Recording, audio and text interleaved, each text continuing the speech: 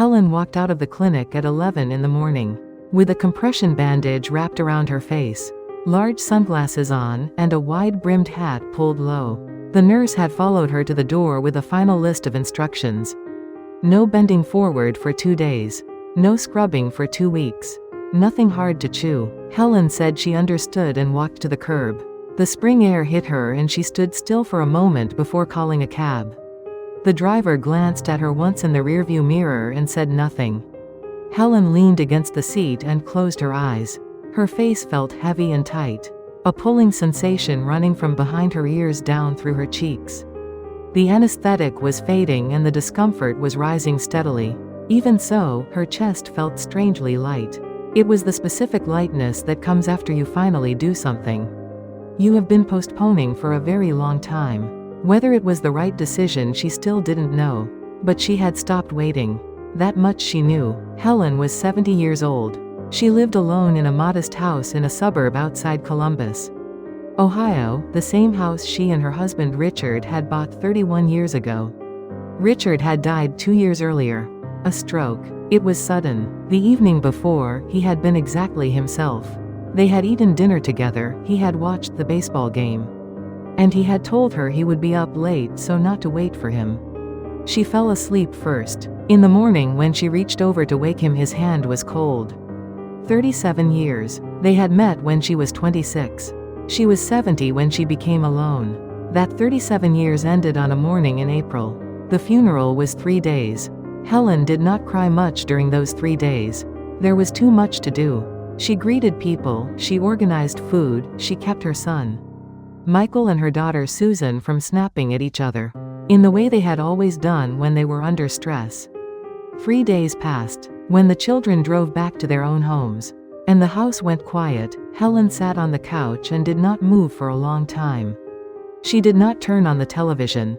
Richard's chair was empty. Then she cried, quietly, for a long time. After that, her days became very still. There was no reason to rush in the mornings. She cooked for one and ate for one. She bought less at the grocery store and still bought too much at first. Until she trained herself to go twice a week, and take only what she needed for 2 days. She made 2 portions of things out of habit, and threw half away for months before that stopped.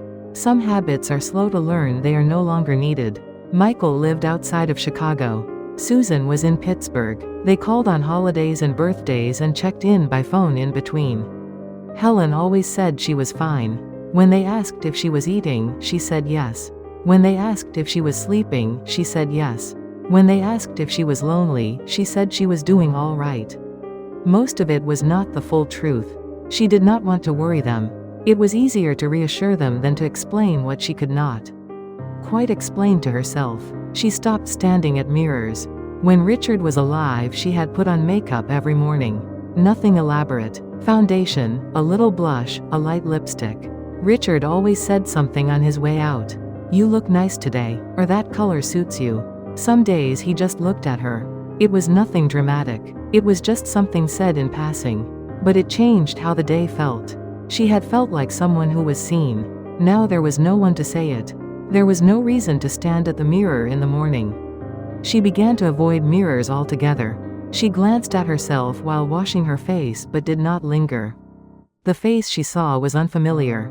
The lines were deeper. The skin under her eyes had dropped. The contours of her jaw had softened downward. These changes had accumulated gradually across 37 years. But she had always seen herself through Richard's eyes. And those eyes had called her beautiful consistently, and she had believed them. Now those eyes were gone. The person in the mirror did not feel like her. She felt like a stranger standing there. Every morning she faced that stranger, and every morning it was a little harder. She first heard about facelift surgery from a friend at her church seniors group.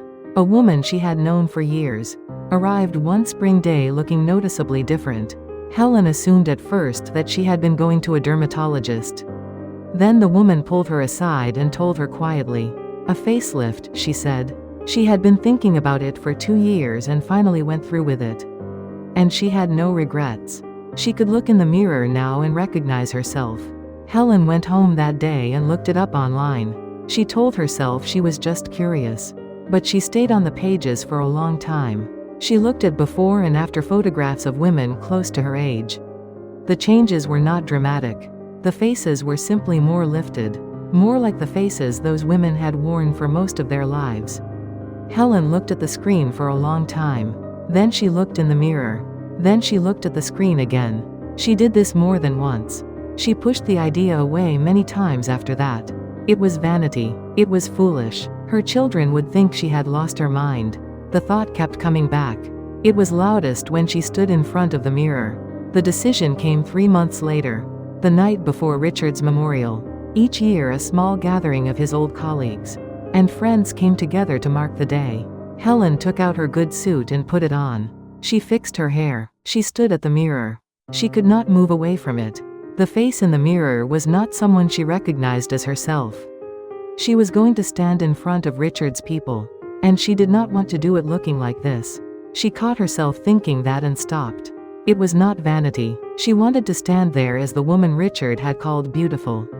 She wanted to be recognizable to the people who had known her through his eyes. That was all it was. The day after the memorial she booked a consultation. The clinic was 20 minutes away. The surgeon explained the procedure and told her the recovery would take 2 to 3 weeks. The cost was $9,000. Helen said she would think about it. She already knew she would not change her mind. It took 8 months to save the money. She cut back on groceries. She stopped eating out. She reduced the heating in the house by a few degrees each night and wore an extra layer. She skipped a trip she had planned to see Susan. She said less at Christmas. She did not tell Michael or Susan what she was saving for.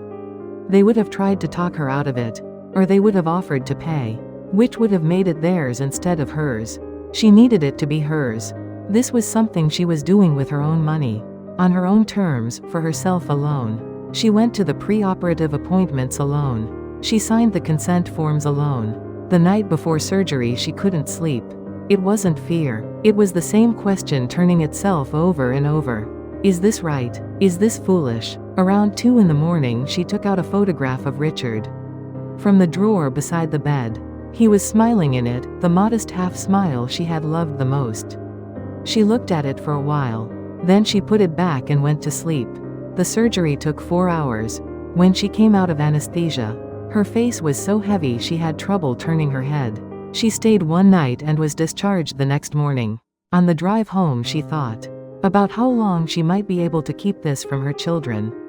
2 weeks for the worst of the swelling. If she avoided video calls she could manage it. Voice alone would give nothing away. 10 days later the swelling had reduced enough to see the result. She stood at the bathroom mirror for a long time. It was not a dramatic change. It was not the transformation you see in before and after advertising. But the skin under her eyes was lifted. The jawline was clearer. And the face looking back at her did not feel like a stranger. It felt like her. Helen stayed at the mirror longer than she had in 2 years. Then she smiled. There was no one there to see it. Susan arrived unannounced on a Saturday afternoon. Helen opened the door and saw her daughter's face go still. They sat down in the living room. Helen told her plainly. She had had a facelift. She had saved the money herself. Susan was quiet for a moment and then her voice rose. Why hadn't she said anything? How could she do this alone? What if something had gone wrong? Michael was going to hear about this. He did, 2 days later. He arrived looking tense and started immediately. What was she thinking? Why hadn't she told them? Where had she gotten the money? Was she all right? Was she sure there were no complications? Helen waited until he finished. Then she told them why. The night before the memorial. Standing at the mirror in her good suit. Not being able to recognize the person she saw as the woman Richard had spent 37 years with. Wanting to stand in front of his friends as someone he would have recognized. That was all it had been. Not vanity. Not trying to look younger for anyone else. Just not wanting to be a stranger to herself anymore. Every morning for 2 years the mirror had shown her someone she didn't know. She needed that to stop. Michael was quiet for a long time. Then he said, "Why didn't you just tell us?" Helen almost laughed. "Because you would have talked me out of it," she said. He couldn't argue with that. He would have. They both knew it. If this story stayed with you, please subscribe. There are many lives like this one, quietly rebuilt one morning at a time. We will keep telling them. Thank you for staying until the end.